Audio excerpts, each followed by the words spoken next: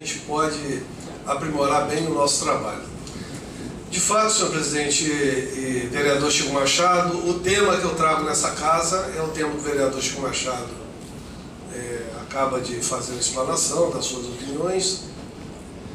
Eu trago esse tema de uma forma preocupante, embora que a gente tenha conquistado a democracia através de reconquistado, né? Através de muita luta, ainda existe o fantasma daquelas pessoas que rondam os poderes para buscar uma oportunidade para retomar esse país e travar um outro golpe. A gente não pode ficar pensando que as coisas estão controladas, que as coisas estão favoráveis aos trabalhadores, principalmente a grande massa brasileira de trabalhadores. Temos que estar sempre atentos. E para isso, senhoras e senhores, eu trago um pequeno vídeo. Tem 5 minutos, dentro do meu tempo regulamentar, para mostrar como que essa ditadura foi imposta, da forma cruel que ela foi mantida por 5 generais que torturaram, massacraram pessoas com violências de tortura que nenhum de nós sequer podemos avaliar a dor que cada pessoa dessa sentiu e a família também. Então que isso fique registrado nos 50 anos, né, que aqui não se fala em comemoração, aqui nós estamos discutindo, nós estamos fazendo uma reflexão do que foi o golpe de 64. Especialmente porque foi a questão de golpe contra golpe, esquerda e direita.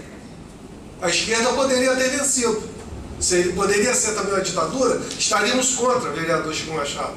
Porque o que a gente tem que defender, o maior bem que cada homem, cada mulher tem, é a sua liberdade.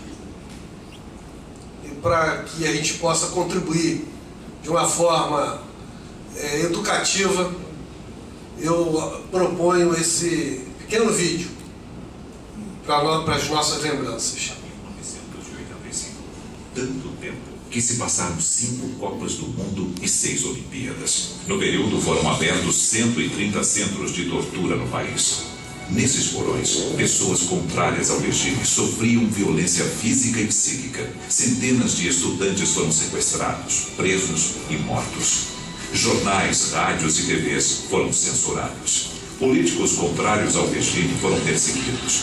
Os brasileiros perderam o direito de votar e de discordar publicamente do governo. Entre eles, artistas como Gilberto Gil e Caetano Veloso, e políticos como Lula, Fernando Gabeira e Dilma Rousseff. José Serra e Fernando Henrique Cardoso tiveram que fugir do país para não serem vítimas da barbárie. A presidente Dilma também foi submetida a choques elétricos, pau de arara e bárbaras sessões de espancamento. No período militar, a indústria se modernizou e a economia cresceu como nunca, mas a um custo alto. Nesse período, a dívida externa aumentou 30 vezes, passando de 3 bilhões em 1964 para 100 bilhões de dólares em 1985. Em 1979, a lei da anistia livrou da prisão cerca de 2.000 militares suspeitos de tortura e outros crimes e possibilitou o retorno dos exilados políticos. No ano passado, a presidente Dilma Rousseff criou a Comissão da Verdade, que investiga os crimes cometidos por militares entre 1946 e 1988. Mas, apesar de tanta crueldade, ainda há aqueles que defendam o regime de exceção e os atos praticados pelo antigo regime. Até quando? Pois é, mesmo com esse histórico, digamos, violento, todo ano, no aniversário do golpe de 64, militares se reúnem para comemorar a chamada contra-revolução, até mesmo revolução. Ano passado eu entrei num desses eventos e os militares não foram muito com a minha cara não, viu? Dá uma olhadinha. O senhor já torturou alguém? Eu? Não. Alguém aqui já torturou? Ah, não sei. Você já torturou alguém? Essa pergunta é magnífica. Por conta dessas perguntinhas, os meninos não querem nem ouvir falar do CQC, por isso estou aqui no Memorial da Resistência, antiga sede do DOPS, local que os militantes vinham para ser presos, torturados e mortos. Daqui, a gente vai para o Clube Militar do Rio de Janeiro e quem vai lá agora não sou eu, quem vai no evento é o nosso produtor, que vai estar infiltrado e disfarçado e vai arrancar o máximo de respostas absurdas dos militares. Não é? Fechado, inclusive, ó, eu vou ser o microfone do CQC, vou fingir que eu sou de uma TV comunitária e vou falar que eu estou do lado dos militares, alguma coisinha eu vou conseguir arrancar deles. Tá certo, que não arranque o couro, vamos lá, agora começa essa missão. Hoje, dia 1º de abril de 2013, estamos comemorando 49 anos desde a Contra-Revolução de 64. O senhor acha que é um momento oportuno para a gente lembrar isso?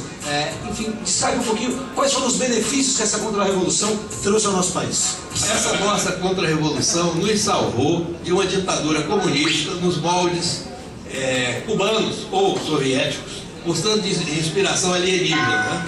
Como foi esse período para o senhor, o período da Contra-Revolução de 64? Foi o melhor do que poderia ter acontecido aqui no Brasil. E estamos precisando de outra, não há dúvida nenhuma. Porque com essa bandalha que está acontecendo aí, com essa corrupção, essa pouca vergonha, Congresso nojento, tudo isso está muito pior do que foi em 1964. Inventar essa história da Comissão da Verdade. Não é um absurdo inventar a história de que militar tortura e mata homens honrados? A Comissão da Verdade é a comissão da calúnia. Realmente ela dá inverdade, com gente escolhida a dedo por uma presidente que é terrorista e que nunca foi torturada. Ela é mentirosa. Ela é mentirosa. Escolheu a dedo 7 componentes desta comissão para juntar inverdades contra o movimento vitorioso de 1964. Essa retaliação entre os militares eu não vejo, porque nada vai mudar. O que aconteceu no passado passou. Mas aconteceu alguma coisa ou não? E perante a vida é o seguinte: os vitoriosos contam uma história, os derrotados contam outra história, né? Essas pessoas que nos criticam, que falam mal da Revolução de 64, que chamam de ditadura militar, possivelmente não estivessem falando porque teriam sido fuzilados nos paredões. A Miriam Leitão, por exemplo, tem um ranço terrível contra o movimento de 1964 e sempre hostiliza os militares. Provavelmente ela teria sido morta nos paredões e não estaria hoje em dia falando. E se tivesse na mão dos comunistas, como é que seria o Brasil? Né? Seria que nem Cuba? Isso aí. Poderíamos fazer como aconteceu na época, fechar o Congresso, fechar os partidos políticos, o sindicato. Para que sindicato? Não serve para nada, só para tumultuar e arranjar o cabide de emprego. Mais nada, mais nada, mais nada. Qual é a sua opinião hoje em dia das famílias que têm tantos e tantos homossexuais e pervertidos e subversivos? Não falta controle? Naquela época não tinha isso aí, né? Exatamente. Aí eu lembro a figura do Jair Bolsonaro, que é um lutador contra esse estado de coisas, um absurdo. Esse movimento pró-homossexualismo, a implantação desse movimento é extremamente negativo. O governo militar chegou de fato a fazer algum tipo de tortura, sim ou não? Individualmente isso possa haver, jamais institucionalmente. Agora vamos ver o número de mortos que houve. Eles alegam 300 e poucos. 300 e poucos. Qualquer coisa nesse sentido. Quantos eles mataram em Cuba? As outras torturas são os subversivos terroristas falando delas, mas não há provas concretas. Olha, É como a Dilma. Todo mundo hoje foi torturado.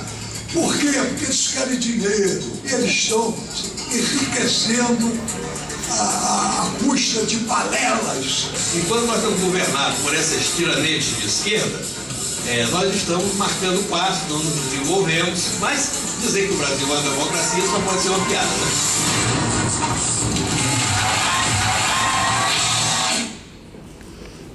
Senhoras e senhores, eu agradeço a atenção de todos.